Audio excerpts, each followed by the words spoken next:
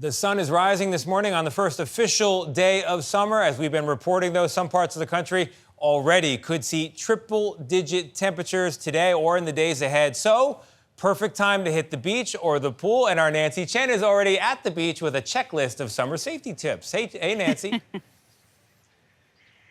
Hey, good morning to you, Tony. Beautiful start to the day here and definitely starting to feel like summer. And from managing rip currents in the ocean to managing kids in the pool, we've got the tips you need to have a safe season. The sounds of summer. Kids playing in the pool. And the crash of waves. That fun, however, can quickly turn into tragedy. More than 4,000 people drown each year, and it's the leading cause of death for kids ages 1 through 4.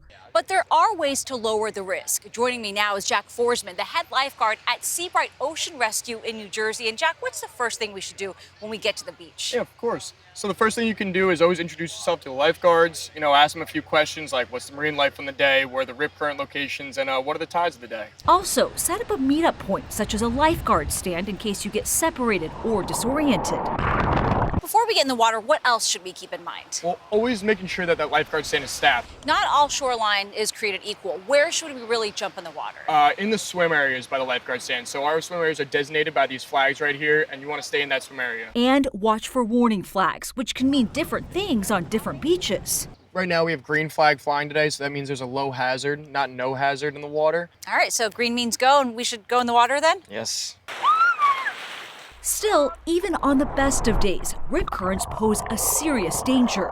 They form after a wave crashes on shore and encounters an obstacle in the beach's topography, including low spots and sandbars and around piers. How do you know you're in a rip current? When that water is pushing you out, you feel like you're just slowly drifting out. What should you do if you're in one? Try and swim parallel to the shore as much as you can. Never swim into the rip current.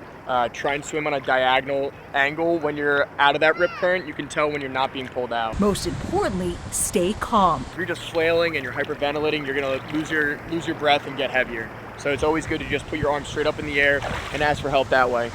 From the beach to the pool. Every pool should have a fence around it. And for extra protection, consider getting a gate alarm so that you get an alert if it opens, even if you're not around.